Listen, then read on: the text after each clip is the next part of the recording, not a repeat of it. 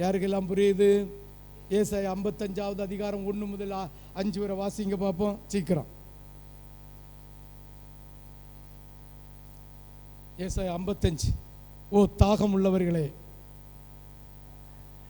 ஓ தாகமாய் இருக்கிறவர்களே,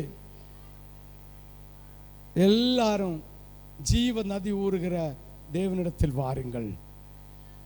பணம் இல்லாதவர்களே, நீங்க வந்து வாங்கி சாப்பிடுங்கள்.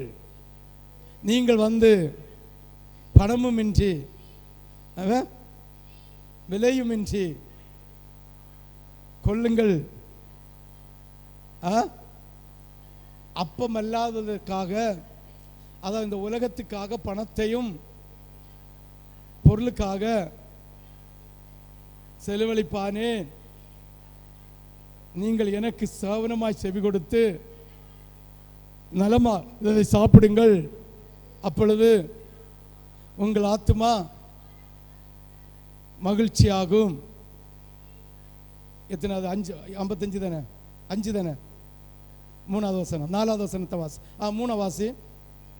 உங்கள் செவியை சாய்த்து என்னிடத்தில் வாருங்கள், கேளுங்கள், அப்பொழுது உங்கள் ஆத்துமா பிழைக்கும். தாவீது கர்லின கிருபைகளை ஏற்படுத்துவேன். 55 வாசி. 5 இதோ உன்னை அறியாத ஜாதியை வரவழைப்பாய். ஜாதி கர்த்தர் நிமித்தமும் ஓடி வரும் மேன்மைப்படுத்தி வைக்கிறார். இந்த மாசத்தினுடைய வாக்கு தத்தம் நீ நினைக்கிறதிலும் அதிகமாக உனக்கு செய்வார்.